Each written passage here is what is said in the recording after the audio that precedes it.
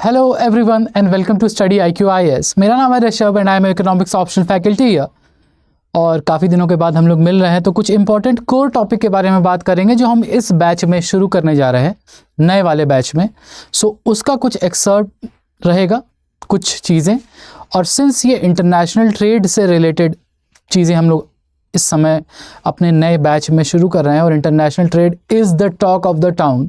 चारों तरफ यही चर्चा है कि यूएस की वजह से international trade, currency convertibility, foreign exchange कैसे इफेक्ट होगा। तो उसी की शुरुआत हम इस नए बैच से कर रहे हैं। उसी बैच का एक पार्ट आज हम लोग यूट्यूब पे डिस्कस करने वाले हैं यहाँ पे आपके साथ, to let you know how interesting this economics is. ठीक है, बड़ा ही अच्छा टॉपिक है, इंपॉर्टेंट टॉपिक है इकोनॉमिक्स ऑप्शनल के लिए, और एक बड़ा ही इंटरेस्टिंग टॉपिक है जो आपको जीएस के आंसर्स लिखने में भी मदद कर सकता है और इंटरनेशनल ट्रेड समझाने में और खुद को समझने में बेहतर कर सकता है। तो आज का हमारा टॉपिक होगा that why international trade happens and what is the theory of absolute advantage. ठीक है, तो हम ये समझने की कोशिश करेंगे कि इंटरनेशनल ट्रेड कैसे पॉसिबल है। कई सारी थ्योरीज दी गई हैं इसके लिए। तो कुछ ओल्ड थ्योरीज, जिसमें पहली थ्योरी है एब्सोल्यूट एडवांटेज की theory, that is given by Adam Smith, हम लोग आगे देखेंगे वो कैसे समझाने की कोशिश करते हैं कि Y international trade is happening.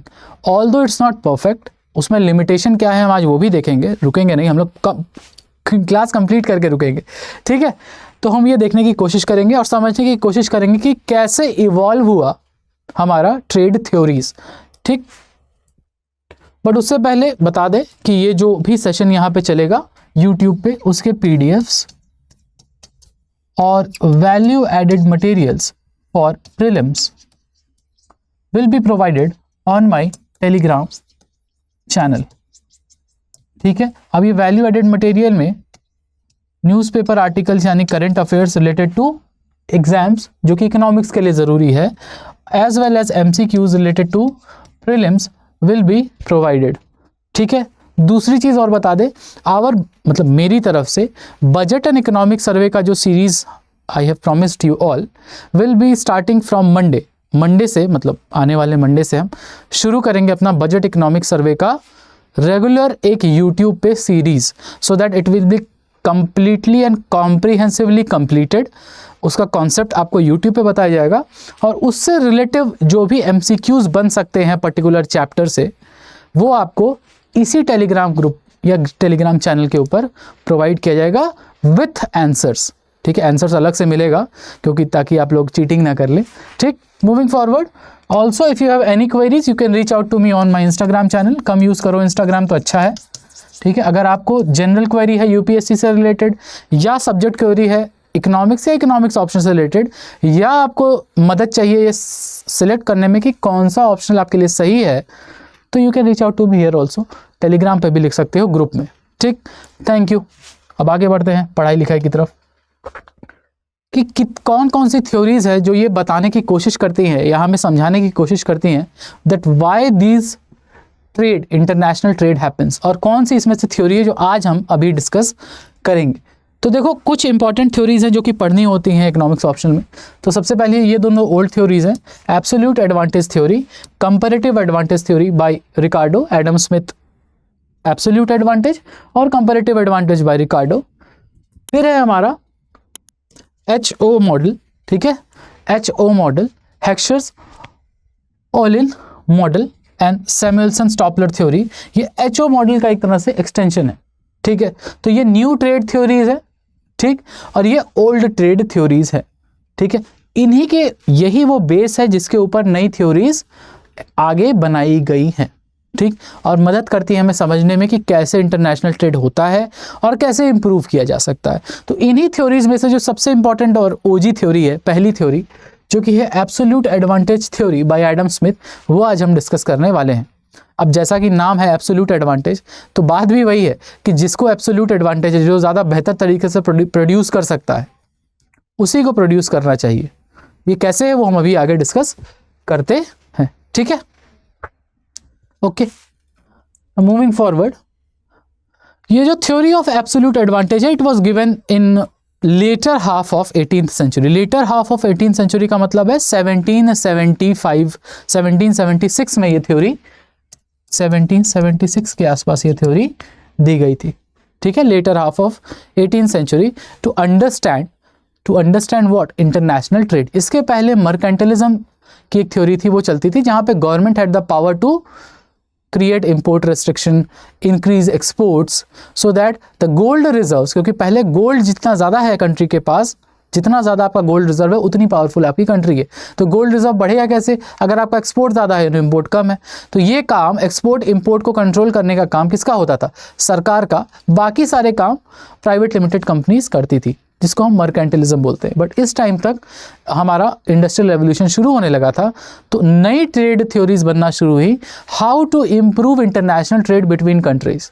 ठीक है, तो उसी के सीढ़ी का पहला जो स्टेप है वो ये है, थ्योरी ऑफ एब्सोल्यूट एडवांटेज। तो ये प्रपोज किसने किया था, एडम स्मिथ ने। So Adam Smith propose this theory in later of 18th century. ठीक है, जब इंडस्ट्रियल रेवोल्यूशन शुरू हुआ और ट्रेड बढ़ना शुरू हुए कंट्रीज़ के बीच में, सिर्फ कॉलोनीज़ के बीच में ट्रेड नहीं, बट कंट्रीज़ के बीच में ट्रेड, जैसे यूएस और यूके के बीच में ट्रेड बढ़ना शुरू हुआ, यूरोप और यूएस के बीच में ट्रेड बढ़ना शुरू हुआ बिटवीन इक्वल्स, तो ये थ्योरीज आनी शुरू हुई। ठीक है, सो कंट्रीज़, अब इस थ्योरी का मतलब क्या है, एब्सोल्यूट एडवांटेज का क्या मतलब, पहले इंग्लिश देख लेते हैं फिर समझते हैं। Countries should specialise in goods that they can produce more efficiently than others. ठीक है, मतलब अगर कोई कंट्री है ए और एक कंट्री है बी, तो कंट्री ए को सिर्फ वो गुड प्रोड्यूस करना चाहिए जिसमें उसको महारत हासिल है। स्पेशलाइजेशन मतलब जिसमें उस कंट्री को महारत हासिल है, वो गुड्स प्रोड्यूस करना चाहिए। ठीक है, पॉइंट टेकन। ओके, और कंट्री बी को वो वाला गुड प्रोड्यूस करना चाहिए जिसमें उसको महारत हासिल है। फॉर एग्जांपल, कंट्री ए को फर्नीचर में महारत हासिल है तो उसको फर्नीचर बनाना चाहिए, कंट्री बी को कार्स बनाने में महारत हासिल है तो उसको कार्स बनानी चाहिए। ठीक है, क्लियर, नो प्रॉब्लम। अब इसको हम एक एग्जांपल से समझने की कोशिश करते हैं कि ये जो सेंटेंस है वो क्या बताना चाह रहा है। ठीक है, व्हाट इज एब्सोल्यूट एडवांटेज।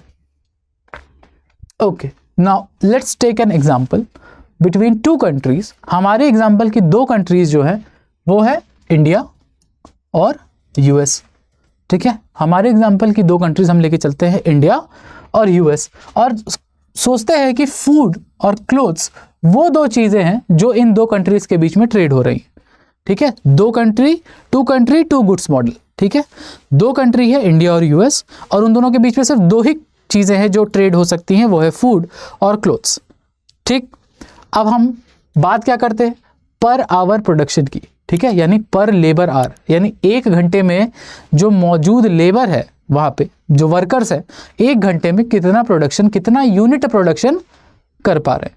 तो फॉर एग्जांपल, हमने जो अपने एग्जांपल में लिया है वो ये है कि India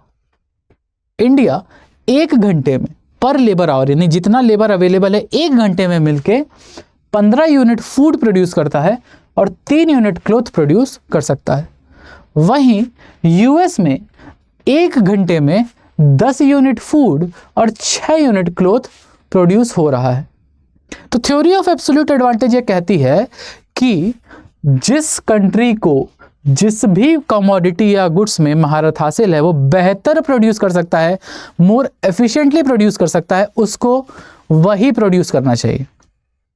for example, India US से बेहतर पर आवर फूड प्रोड्यूस कर सकता है। यूएस एक घंटे में 10 करता है, इंडिया 15 करता है। तो एब्सोल्यूट एडवांटेज की थ्योरी कहेगी कि ट्रेड पॉसिबल होगा अगर इंडिया सिर्फ फूड प्रोड्यूस करे, और सिंस यूएस में देखो एक घंटे में 6 यूनिट क्लॉथ बना रहा है और इंडिया एक घंटे में 3 यूनिट क्लॉथ बना रहा है, तो यूएस को महारत हासिल है क्लॉथ में। तो ट्रेड विल बी पॉसिबल। ठीक है, when India will produce only and only food or specialize in food, and US will specialize in clothes. तो आपस में क्या होगा, एक्सचेंज होगा, trade exchange will be possible when India will produce more of food and US will produce more of clothes. ठीक है, तो ये है थ्योरी ऑफ एब्सोल्यूट एडवांटेज। मतलब जिसमें एफिशिएंसी ज़्यादा है, जैसे इंडिया को फूड प्रोडक्शन में एफिशिएंसी ज़्यादा है तो वो प्रोड्यूस करो, यूएस को क्लॉथ में एफिशिएंसी ज़्यादा है तो वो प्रोड्यूस करो, और trade will happen. Mutually beneficial trade, India को यूएस से बेनिफिट मिल रहा है, यूएस को इंडिया से बेनिफिट मिलेगा, तो trade will be, international trade will be possible. This was one of the first theories for international trade. ठीक है, so if a country requires less resources relative to another country to produce a commodity then it has absolute advantage in it. जैसे India को वही food, मतलब food produce करने के लिए ज़्यादा एफिशिएंसी से काम कर पा रहा है, ठीक है, लेस रिसोर्स यूज़ कर रहा है, ठीक है, लेस रिसोर्स यूज़ कर रहा है और ज़्यादा एफिशिएंट प्रोडक्शन कर पा रहा है, तो इंडिया प्रोड्यूस करेगा फूड और यूएस प्रोड्यूस करेगा क्लॉथ। ठीक है, why? Because US has absolute advantage in clothes and vice versa India is absolute advantage in food. ठीक है, तो trade will happen, why? Because they will mutually benefit. ठीक है, इंडिया को एफिशिएंसी या इंडिया की एफिशिएंसी ज़्यादा है फूड प्रोड्यूस करने में, तो उसमें, और यूएस की यहाँ पे, तो mutually beneficial trade will be possible. Okay, now countries trade with mutual benefit if they have exchanged commodities based on the absolute advantage of each other। ठीक, क्योंकि यही बात कही रहा है एब्सोल्यूट एडवांटेज का थ्योरी कि म्यूचुअली बेनिफिट ट्रेड पॉसिबल तभी है, ठीक है, तभी पॉसिबल है mutually benefit if they have exchange commodities और traded commodity based on the absolute advantage. ठीक है, जिसका जिसमें एब्सोल्यूट एडवांटेज है, जिसकी जिसमें महारत। ठीक, for example US produces more of clothes per labour hour, हमने देखा है per labour hour 6 unit cloth produce कर पा रहा है यूएस। ठीक है, so US has absolute advantage in clothes, ठीक, and similarly India has absolute advantage in food. Why? Because India can produce more of food in 1 labour hour. ठीक है, so for mutually beneficial production or trade, India will specialize in food and US will specialize in cloth. This is what theory of absolute advantage talks about. But एक बहुत बड़ी limitation है इस theory की।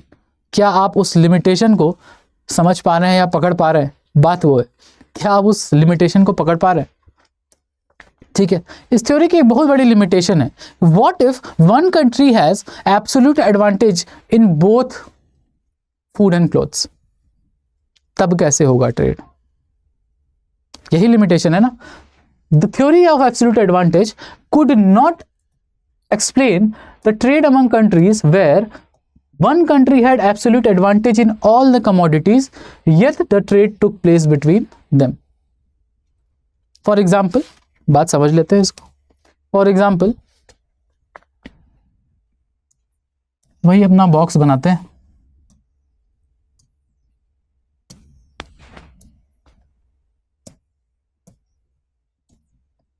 Food, clothes, India, US. ठीक, हमने ये देखा था कि 15 यूनिट फूड पर लेबर आवर, ठीक है, प्रोडक्शन यूनिट पर आवर। ठीक है, 1 घंटे में कितना प्रोड्यूस कर, यूएस प्रोड्यूस कर रहा था 10 और यूएस क्लॉथ प्रोड्यूस कर रहा था 6। हो सकता है या हम मान लेते हैं अपने एग्जांपल में कि इंडिया पर आवर क्लोथ्स भी प्रोड्यूस कर रहा है और 8 यूनिट क्लॉथ प्रोड्यूस कर पा रहा है हमारे नए एग्जांपल के हिसाब से, बिकॉज लेबर चार्जेस आर लो।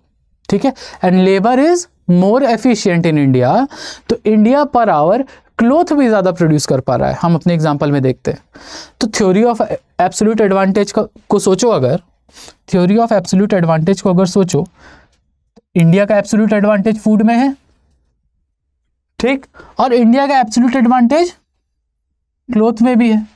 तो अगर इंडिया को दोनों जगह एब्सोल्यूट एडवांटेज है, why will the trade happen? क्यों इंडिया यूएस के साथ ट्रेड करना चाहेगा? नहीं करना चाहेगा, इंटरनेशनल ट्रेड हो ही नहीं पाएगा। और ये चीज़ एब्सोल्यूट एडवांटेज नहीं समझा पाता, ये चीज़ एब्सोल्यूट एडवांटेज नहीं समझा पाता कि अगर किसी कंट्री को दोनों ही प्रोडक्ट में एब्सोल्यूट एडवांटेज है तो ट्रेड कैसे होगा। दिस अ मेजर लिमिटेशन, जो ये बात समझ में आई कुछ सालों के बाद। ठीक है, कुछ सालों के बाद। तो जब ये बातें समझ में आई तो इस थ्योरी के ऊपर एक नई थ्योरीज बनना शुरू हुई, ताकि इस लिमिटेशन को, ताकि क्योंकि हम समझ तो पा नहीं रहे थे कि ट्रेड तो फिर भी हो रहा है, ट्रेड तो हो रहा है, लेकिन क्यों हो रहा है? इस क्यों का जवाब नहीं था। इस क्यों के जवाब के लिए एक अगली थ्योरी आई, जिस थ्योरी का नाम था, अगर आपको पता है तो आप कमेंट कर सकते हैं, उस थ्योरी का नाम था theory of comparative advantage, and this theory was given by Ricardo. ठीक है, एब्सोल्यूट एडवांटेज की theory Adam Smith, comparative advantage की थ्योरी बाय रिकार्डो। वो इस लिमिटेशन को एक्सप्लेन करने की कोशिश करते हैं। अब वो एक्सप्लेनेशन क्या है, कैसे होती है, वो एक हमारे अगले क्लास का डिस्कशन है और हमारे पेड इकोनॉमिक्स ऑप्शनल के पार्ट का डिस्कशन है। ठीक है, तो अगर आपको इंटरेस्ट है इसमें और आप चाहते हैं इस सीरीज को थोड़ा और आगे किया जाए, थ्योरी ऑफ कंपैरेटिव एडवांटेज भी पढ़ना चाहते हैं, या फिर अगर आपको ये सब चीज़ें इंटरेस्टिंग लगती हैं, तो आप हमारे इकोनॉमिक्स ऑप्शनल 2026 बैच का हिस्सा हो सकते हैं, जिसका बैच स्टार्ट हो रहा है। ठीक है, और ये स्पेशली 2026 के लिए है। This batch is specially for the people targeting 2026 and 27। Also 2025 के लोगों के लिए हम बता दें कि ये बैच अगर आप 6 महीना से जोड़ लो, ठीक है, फरवरी, मार्च, अप्रैल, मई, जून, जुलाई, अगस्त तक ये बैच चलेगा। 6 महीना लगता है देखो किसी भी ऑप्शन को ख़त्म होने में, and I am being very efficient with that. इससे ज़्यादा भी लगता है, बहुत ज़्यादा लगता है। सो एफिशिएंटली और टारगेटेड तैयारी अगर करनी है ऑप्शनल की, विथ समथिंग इन माइंड कि 300 प्लस चाहिए ऑप्शनल में, और एक ऐसा ऑप्शनल चाहिए जिसका हाईएस्ट सिलेक्शन रेशियो है among all the available optionals. सबसे ज़्यादा सिलेक्शन रेशियो है, पिछले 10 सालों में लगातार टॉप 3 में है, और ये यूपीएससी का डेटा है। तो इकोनॉमिक्स ऑप्शनल आपके लिए, अगर आप बोर नहीं होना चाहते हैं, 1 साल 1.5 साल बढ़िया से तैयारी करना चाहते हैं with a world view, and the optional that helps you with prelims to interview with overlaps not just in mains, 250 number mains, 500 number optional, बल्कि प्रीलिम्स के 25% और इंटरव्यू में आपकी हेल्प करेगा पॉलिसी फॉर्मेशन और क्रिटिकल एनालिसिस करने में चीज़ों को। तो अगर आपको एक ऐसा ऑप्शनल चाहिए तो economics is the option for you. And remember, ये 2026-27 के लिए एक स्पेशली क्यूरेटेड बैच है। 6 महीने में आपको अगस्त सितंबर तक तैयार कर लेगा, ताकि आप रेडी रहें अपनी आंसर राइटिंग स्किल्स के साथ टैकल करने के लिए क्या, UPSC exams in 2026 and 27। But याद रहे, use the code HS Live, very very important. ये सीनियर फैकल्टी कोड है। Use the code HS Live across study IQ platform अगर आपको चाहिए मैक्सिमम डिस्काउंट, और ये प्राइसेस स्टार्ट होती हैं 12,999 से। अब ये प्राइसेस स्टार्ट हैं, इसका क्या मतलब है? इसका ये मतलब है, let's go to the study IQ website. ठीक है, ये स्टडी IQ वेबसाइट पे अगर हम जाते हैं और ये हमारा economics optional, let's talk about economics optional. तो अगर हम बाय नाउ पे आते हैं, let's go to by now. अब आप यहाँ देख रहे हैं कि प्लैटिनम कोर्स है, एक गोल्ड कोर्स है, 2 तरह के कोर्स हैं। सबसे पहले तो ये देखो कि अगर आप प्रोमो कोड लगा रहे हैं HS Live, ठीक है, if you are using the promo code HSLIVE और अप्लाई कर देते हैं, तो आपका प्लैटिनम कोर्स जो 38,000 का था अब 20,000 से भी कम हो गया है, 19,999। और यही कोड अगर आप यूज़ करते हैं HS Live, देखो 5,000 का डिस्काउंट है, हेफ्टी डिस्काउंट। क्यों? क्योंकि अभी चल रहा है हमारा महाकुंभ ऑफर, जो कि 14th ऑफ फरवरी तक चलेगा। ठीक है, 14th फरवरी तक अगर आपके पास पैसे बचते हैं तो बेहतर होगा कि अपने करियर के लिए आप यूज़ करें उसको। ठीक है, और अगर आप गोल्ड पे यही ऑफर लगाते हैं HS Live, तो you will get gold eight 12,999। ये महाकुंभ ऑफर है, याद रहे, ये महाकुंभ ऑफर है जो 14th फरवरी तक ही वैलिड है। उसके बाद ये प्राइसेस बढ़ जाएंगे। आप HS Live कोड यूज़ करिएगा, आपको डिस्काउंट मिलेगा, बट इतना नहीं मिलेगा। ठीक है, तो महाकुंभ ऑफर में you will get gold eight 12,999 and platinum course eight 19,999। अब इस गोल्ड और प्लैटिनम में अंतर क्या है? याद रखो कि गोल्ड और प्लैटिनम में जो अंतर है वो बड़ा ही इंपॉर्टेंट है। याद रहे, 14 फरवरी तक ये महाकुंभ पर्व में HS Live कोड यूज करोगे तो मैक्सिमम डिस्काउंट है। ठीक, और याद रहे गोल्ड और प्लैटिनम में क्या अंतर है। Platinum is actually the mentorship package और इस मेंटरशिप पैकेज में आपको 24/7 एक मेंटर असाइन किया जाएगा, जैसे जीएस में असाइन किया जाता है, ठीक है। उसके साथ साथ answer writing evaluation,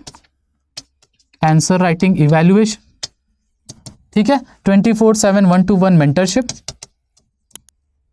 test series, यानी 8 टेस्ट की जो टेस्ट सीरीज है वो इंक्लूड होगी। ज्ञान भंडार मतलब आपको बैकग्राउंड से, मतलब पहले का कुछ इंपॉर्टेंट थ्योरी कॉन्सेप्ट मिलता रहेगा, that is related to your current classes that are going on, ठीक है। आपको कभी भी ऑन टैप अवेलेबल होगा इकोनॉमिक्स का लेक्चर, साथ ही इसकी वैलिडिटी होगी 30 मंथ्स की। तो अगर आपको आंसर राइटिंग, देखो यूपीएससी मेंस जो है वो गेम किसका है, वो गेम है answer writing practices and revision का, ठीक है। तो अगर आपको आंसर राइटिंग ही नहीं आएगी, इवैल्यूएशन ही नहीं होगा, रिविजन ही नहीं करोगे, तो 300 प्लस लाना क्या पॉसिबल है? नहीं है। तो ये 300 प्लस अगर आप लाना चाहते हैं तो एक कॉम्प्रिहेंसिव प्लैटिनम मेंटरशिप बैच अगर लोगे तो ज़्यादा बेहतर है, नहीं तो बाद में टेस्ट सीरीज भी अवेलेबल नहीं है गोल्ड बैच में, आंसर राइटिंग एवेल्युएशन भी अवेलेबल नहीं है, मेंटरशिप भी अवेलेबल नहीं है, तो it will not be a comprehensive तैयारी, इट विल बी अ छोटा मोटा तैयारी, ठीक है। तो अगर आपको कॉम्प्रिहेंसिव प्रिपरेशन करनी है with at least 7 to 8 revision, multiple revisions during the class, so that by the time you are going to write the exam आपकी कलम नहीं रुकनी चाहिए। तो अगर आपको ऐसा कुछ पैकेज चाहिए जहां आपकी कलम ना रुके, कॉन्सेप्ट पूरी तरह क्लियर हो और साथ साथ आंसर राइटिंग प्रैक्टिस भी हो रही हो, तो platinum batch is for you. Platinum batch में लगाओ HS live code, always remember HS live code लगाइए और इकोनॉमिक्स ऑप्शनल बैच का हिस्सा बनिए, जो हम अभी शुरू करने वाले हैं इंटरनेशनल इकोनॉमिक्स। बड़ा ही इंटरेस्टिंग है ये सब, क्योंकि आजकल इंटरनेशनल जियो पॉलिटिक्स में बहुत कुछ हो रहा है इकोनॉमिक्स टर्म में, सैंक्शन से लेके सब कुछ, और इंडिया की करेंसी भी लगातार डिवैल्यू हो रही है। वो क्यों हो रही है, इसी सब चीज़ों को जानने के लिए अगर आप इच्छुक हैं तो ये ऑप्शनल आपके लिए है। So remember, use the code HS live. मिलते हैं हम लोग क्लास में और या किसी नए डिस्कशन में। अगर आपको चाहिए कि हम लोग इस सीरीज़ को थोड़ा और आगे बढ़ाएं, थ्योरीज़ को, जनरली ये चीज़ें हम पेड क्लास में करते हैं, सब्सक्राइब क्लास में, but still if you want, क्योंकि इकोनॉमिक्स में अगर आपको चाहिए कंपैरेटिव एडवांटेज की थ्योरी, तो हम लोग आगे भी डिस्कस कर सकते हैं। Remember to join me on this platform, and if you have any queries you can write to me here on my email ID. So thank you everyone for joining. We will meet again soon if you suggest so. We'll meet again soon. और हमारी budget और economic survey की series Monday से शुरू होगी as promised. Thank you everyone, bye bye, have a good day.